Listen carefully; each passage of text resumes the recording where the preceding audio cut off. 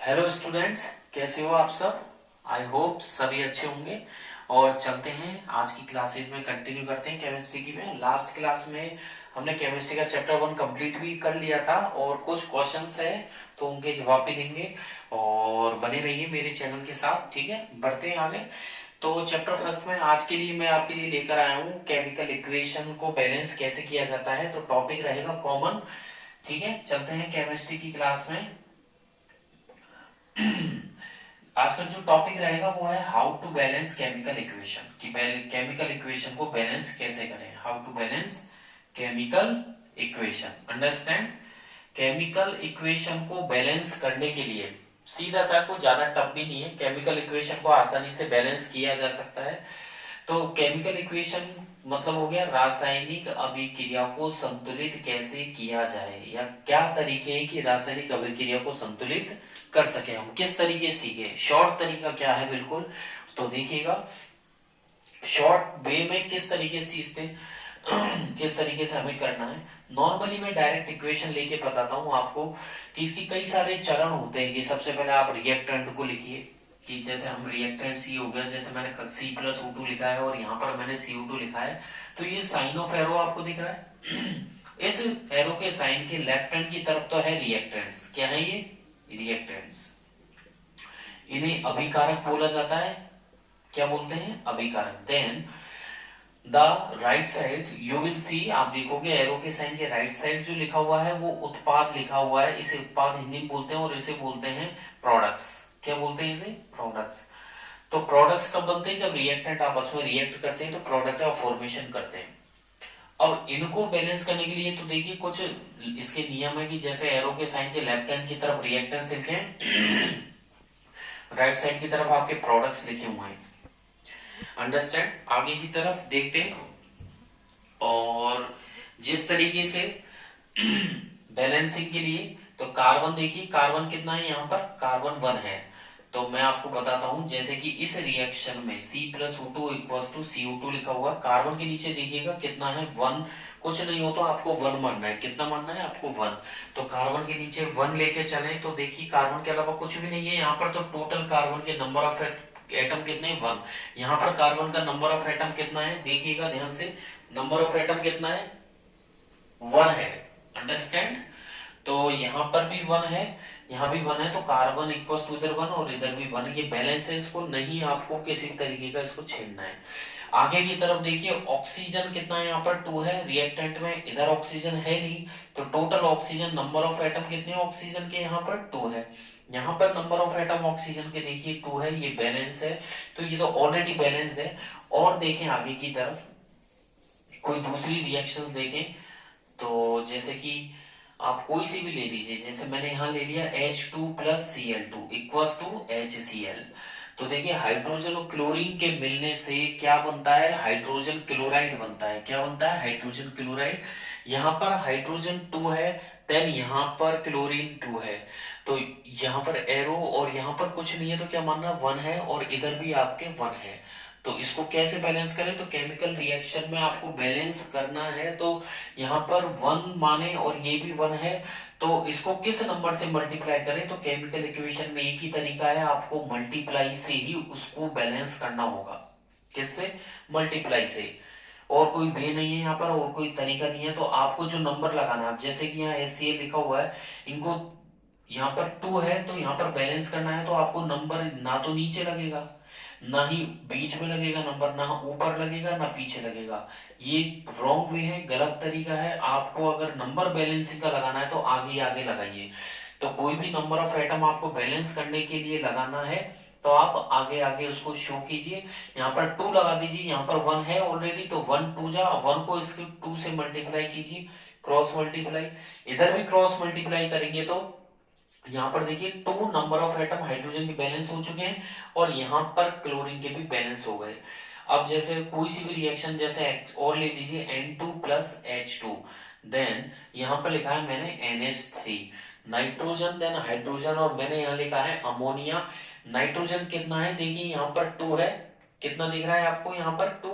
और देखिए स्क्रीन पर यहाँ दिख रहा होगा हाइड्रोजन पे 2 है, और इधर की साइड देखिए प्रोडक्ट में नाइट्रोजन के नीचे कुछ नहीं है, तो आपको क्या मानना है 1। और हाइड्रोजन का ऑलरेडी 3 एटम आपको स्क्रीन पर नजर आ रहे होंगे, तो इधर नाइट्रोजन 2 है, इधर 1 है, इसको बैलेंस करना है। तो एक ही तरीका है मल्टीप्लाई का। कौन सा तरीका है? मल्टीप्लाई।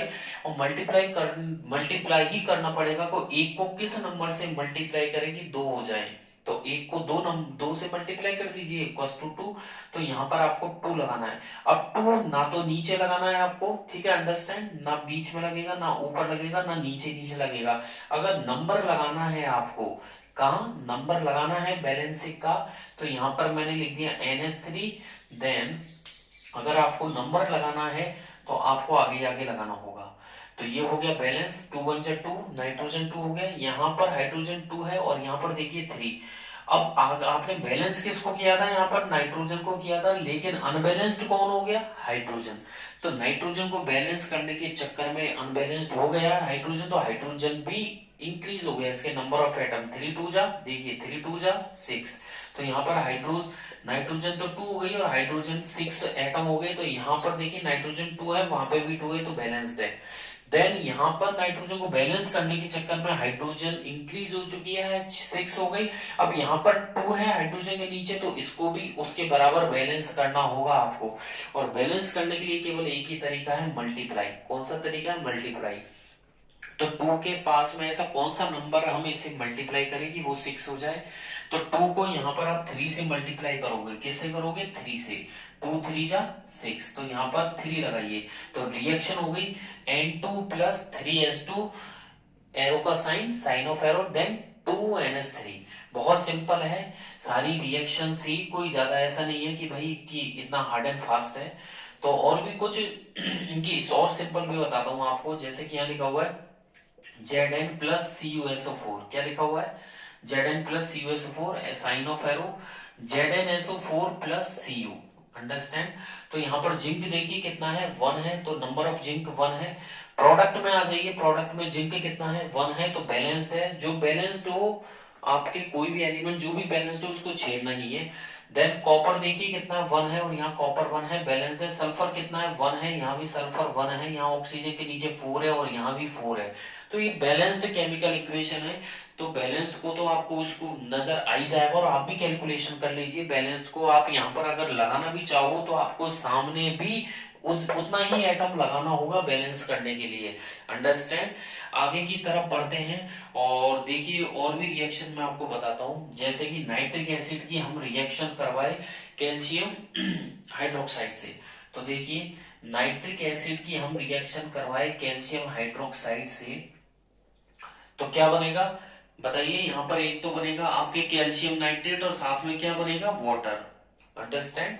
क्या बनेगा? CaNO3 का whole twice calcium nitrate plus water. ये आपके बने हैं प्रोडक्ट। अब इसको बैलेंस करना है। क्या करना है? इसको बैलेंस करना है। तो बैलेंस करने के लिए क्या करेंगे बताओ? नंबर ऑफ एटम को लगाएंगे यहाँ पर। अब आ जाइए आप रिएक्टेंट। ये आपके रिएक्टेंट है 2, और ये आपके क्या बने हैं? प्रोडक्ट। रिएक्टेंट पर देखिए सबसे पहले हाइड्रोजन पर नजर डालिएगा, स्क्रीन पर देखिएगा ध्यान से। हाइड्रोजन के नीचे कुछ भी नहीं है, तो आपको हाइड्रोजन का कितना नंबर मानना है? 1। तो हाइड्रोजन 1 है। इधर आ जाइए, हाइड्रोजन यहाँ पर लिखा हुआ है OH का होल ट्वाइस लिखा हुआ है।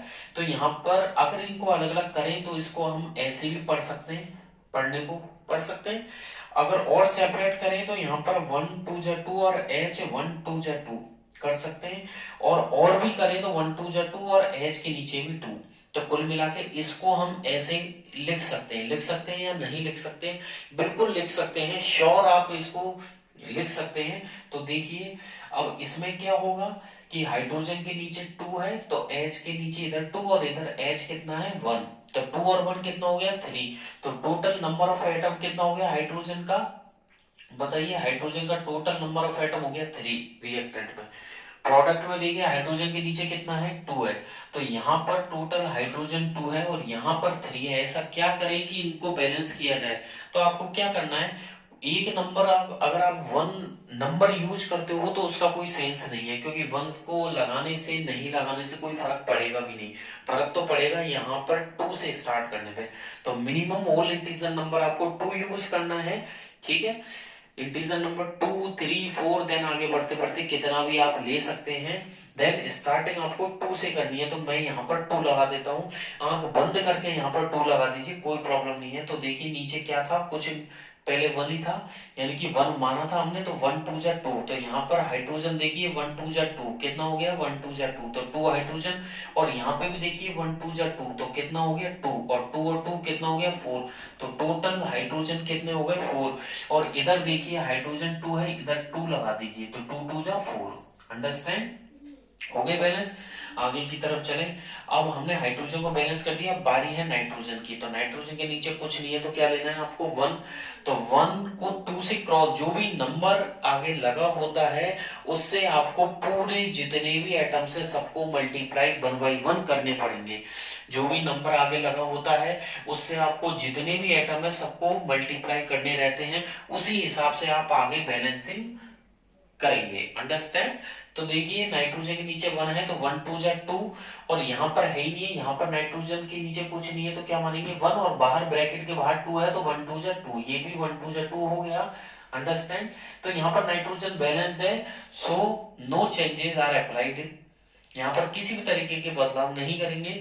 ऑक्सीजन के नीचे 3 है, 3 को इसे 2 से क्रॉस मल्टीप्लाई कीजिए, कितना हो गया 6। और यहाँ पर कुछ नहीं है, तो क्या मानेंगे 1, और बाहर कितना है 2, तो 1 2 जा 2, और 6 और 2 कितना हो जाता है टोटल 8। कितना हो जाता है 8। यहाँ पर देखिए 3, और NO3 यहाँ पर ब्रैकेट में क्लोज है, और ब्रैकेट के बाहर 2 है। तो सीधी सी बात है, जो ब्रैकेट के अंदर बंद है जितने नंबर ऑफ एटम है सबको 2 से 1 बाई 1 मल्टीप्लाई करना है। तो नाइट्रोजन भी यहाँ 2 से होगा, और हाइड्रोजन और ऑक्सीजन के नंबर ऑफ एटम भी यहाँ 2 से मल्टीप्लाई होंगे। तो देखिएगा यहाँ पर तो कितना था 3 2 जा 6 और 2 8, और यहाँ पर देखिए 3 2 जा 6, और यहाँ पर कुछ नहीं है, तो 1 को 2 से मल्टीप्लाई कीजिए, 1 2 जा 2, तो यानी कि 6 और 2 8। तो यहाँ पर ऑक्सीजन बैलेंस्ड है, यहाँ पर कोई भी चेंजेस नहीं करने, no changes are applied here. Then आगे बढ़ जाते हैं कैल्शियम की बारी। कैल्शियम कितना है 1, यहाँ पर भी कैल्शियम 1 है, तो ये इस तरीके से बैलेंस हो गई है। आगे की तरफ चले। यदि हम ले और कोई एग्जांपल लेता हूं मैं, जैसे मैंने ले लिया सोडियम हाइड्रोक्साइड, उसकी रिएक्शन करवा दी मैंने H2SO4 से, सल्फ्यूरिक एसिड को इसके साथ रिएक्ट करवाया, तो सल्फ्यूरिक एसिड और सोडियम हाइड्रोक्साइड को करवाया, तो देखिए क्या बनेगा Na2SO4 sodium sulphate plus water. क्या बना, सोडियम सल्फेट एंड वाटर बना। तो सीधी सी बात है, यहाँ पर देखिए नाइट्रोजन, यहाँ पर जो सोडियम है, सोडियम कितना है 1 है, यहाँ पर सोडियम नहीं है देखिए, और यहाँ सोडियम कितना है 2 है।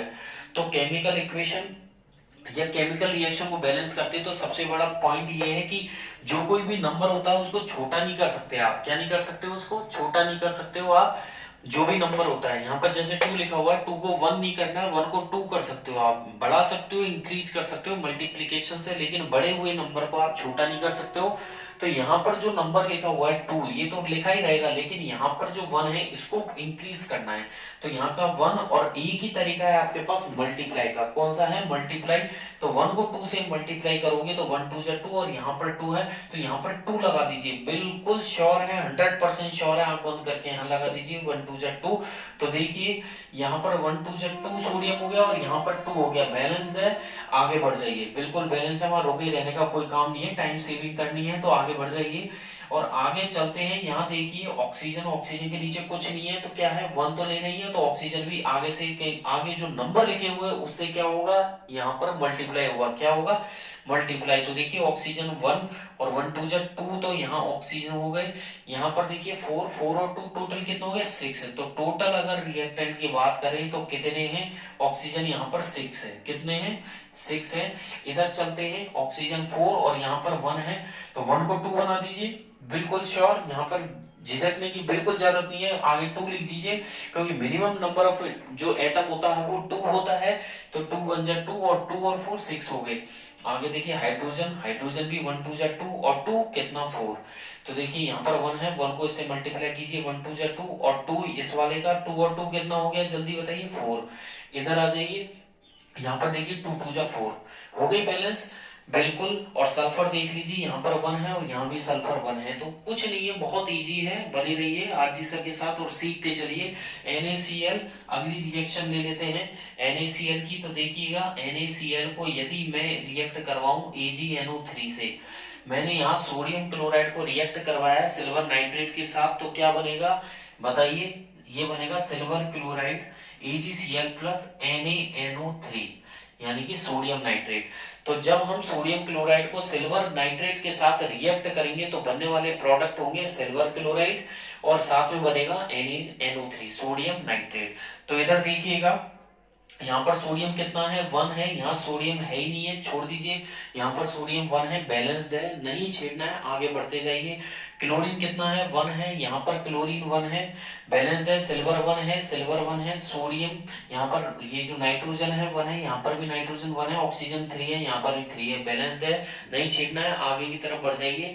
और इसी तरीके से और भी रिएक्शन होगी, जैसे एक रिएक्शन है Ba, जैसे मैं लू बेरियम क्लोराइड को BaCl2 प्लस H2SO4 लू सल्फ्यूरिक एसिड से, तो क्या बनेगा BaSO4 प्लस HCl। तो देखिए बेरियम कितना है 1, यहाँ बेरियम 1 है, क्लोरीन 2 है, क्लोरीन 1 है, 1 को बैलेंस करना है, 2 लगा दीजिए, बैलेंस हो चुका है। हाइड्रोजन 2 है, हाइड्रोजन 2 है, सल्फर 1 है, सल्फर 1 है, ऑक्सीजन 4 है, ऑक्सीजन 4 है।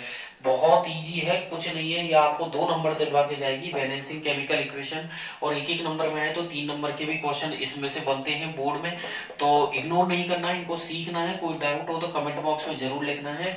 तो बने रहिए मेरे चैनल के साथ, और अब वीडियो अच्छा लगा हो, क्लासेस ठीक लगी हो तो लाइक कीजिए, सब्सक्राइब करते रहें, और टाइम टू टाइम मेरे चैनल के साथ और वीडियो के साथ बने रहें। Thank you, bye bye.